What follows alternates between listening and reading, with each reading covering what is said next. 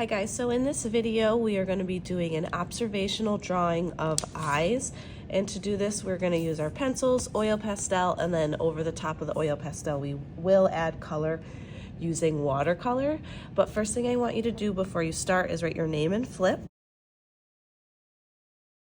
And then in order to kind of proportion out our eyes correctly, we need to fold our paper in half. So I want you to line up the skinny edge with the other skinny edge. Press it down, get that fold, and that will be your center dividing line. To start, we're gonna start on the right side only. And usually what we would do is we would go in right with our oil pastel, but to avoid mistakes and not being able to erase, we are gonna sketch in pencil first. So this is an observational drawing, which means you're gonna be looking at something and drawing what you see. So pick a set of eyes from your drawing guide, and whatever set you pick is going to be the eyes that you draw the whole entire time.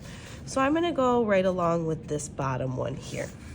Now what I want you to think about is right eye will be on the right side, left eye will be on the left side.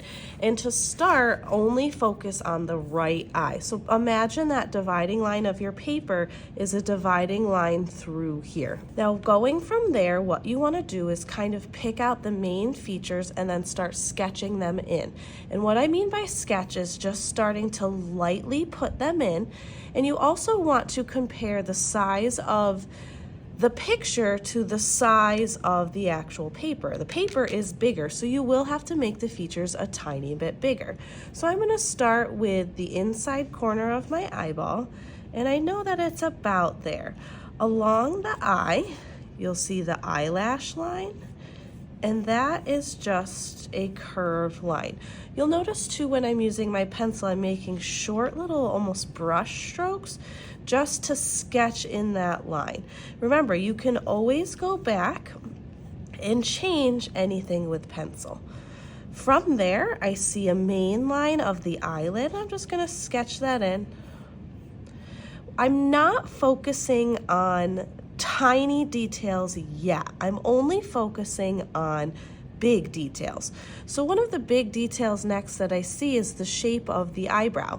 If you go straight up from the corner of the eye to the eyebrow, you'll see that's about where it starts. So do the same thing on your picture. Start corner of your eye, go up. And then you can kind of sketch in that shape.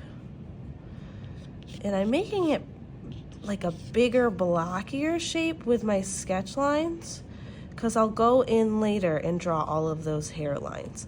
I see the head shapes and rounds right here, and that's the whole width of this paper. So I'm going to do the same thing on my sketch. Do the whole width, and it's kind of wavy because it's hair.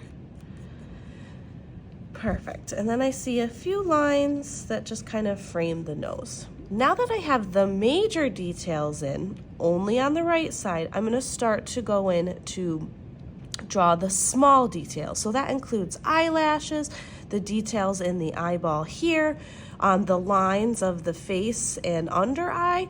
So I'm going to let this part fast forward just while I put those in.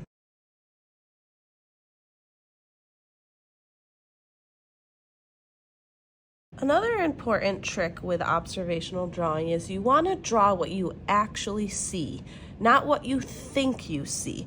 And what I mean by that is I know that your pupil and your iris are a circle, but when you actually draw it, the skin of your eyelid cuts off part of that circle. So you want to make sure you're drawing what you actually see. Because my natural instinct would to be go in and just draw a perfect circle, but that's not what's happening here. It's got a curve, a curve, a curve, and it's curved.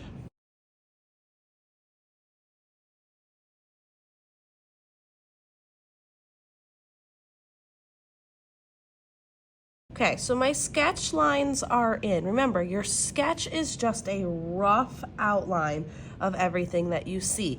In your sketch, you really don't add value in, which is your super darks and your super lights. So for example, in my pupil and my iris here, I haven't added any of the darks in, along with the nose and the shadows there. So once your sketch is done on your right side, what I want you to do is take the black oil pastel and trace all of the lines that you drew in with your sketch.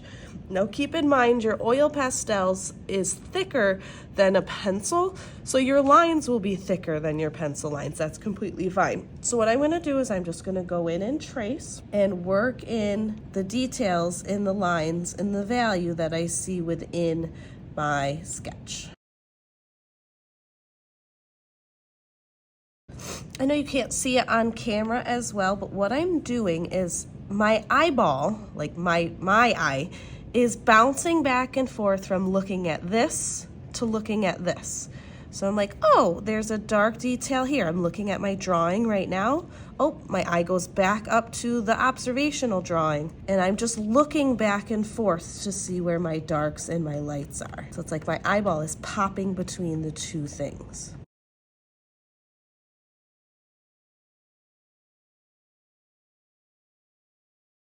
One of the harder details to add in is the nose, because you want to think about this as a value. So essentially with your nose, you want to find where those darker shadows are. So there's one right about here, and I see a darker shadow right about there. You're just going to draw in where it's the darkest. Looking all over the drawing too, I want to make sure I get the darkest spots as dark as I want them. So I see in my eyebrow, it's pretty dark right about here. And that top lash line is the darkest that I see besides the actual hair. You also notice too that I'm changing the pressure of my oil pastel. So right here, I'm pressing really lightly for a lighter value, but darker in here to get that darker value. All right, side one is done. Now, a little bit of an alignment kind of cheater method. What we're gonna do is we're gonna close up our folds, and I want you to press it. What will happen is a little bit of the oil pastel will transfer over to the other side. Not all of it, so just be prepared. What it's gonna do is give you a little bit of an outline to work with already, and this will help line up those eyeballs. So you have a very faint outline. Once the right side is done, you're gonna start working in your left side.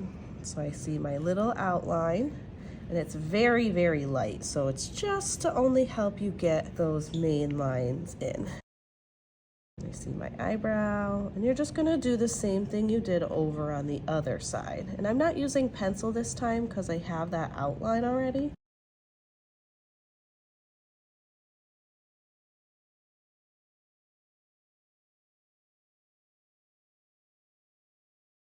So I've got both of my sketchy lines in. Now I want to look at the picture as a whole. So what am I missing from the actual whole drawing? I think I missed part of my eyebrow over here. So I'll just add that back in.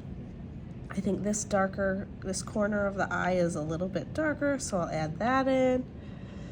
I see a few shadows here.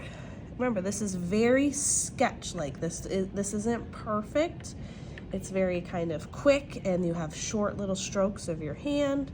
And just like that, I think I've got my sketch lines in, and in the next part, we are going to add watercolor to the background. Perfect. So for the background around the eyeballs, we're going to add some colors.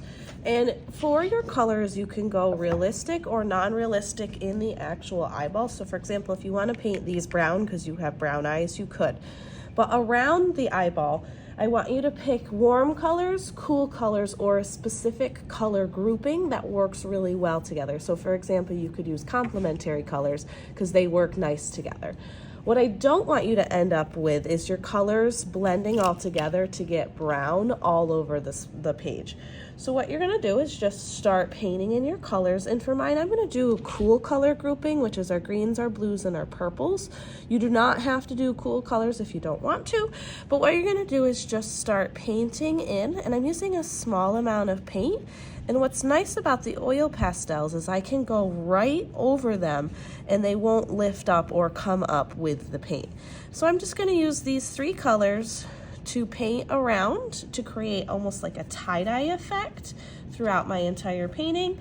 And I'm gonna fill it up until there's no white spots left.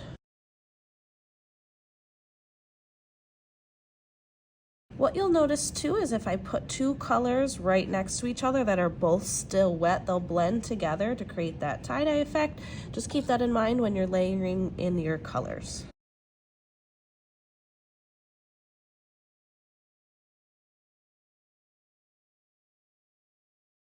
Another trick you can do too is if you want to just take the clear water, you can get a really light value just by kind of blending with that water by itself. Also keep in mind the less water you have in the paints, the darker the color will be. So make sure you have those really bold, dark versions of your color as well as the light ones too. One last step as I'm kind of getting close to the end is I'm just double checking to make sure there's not really any white spots throughout my page.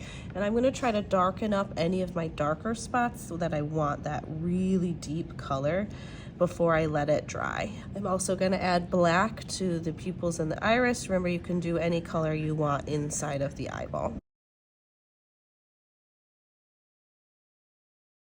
Perfect, and my watercolor is just about done. Now keep in mind you do have pretty big puddles of paint on your paper, so very carefully you want to make sure this gets into the drying rack without dripping.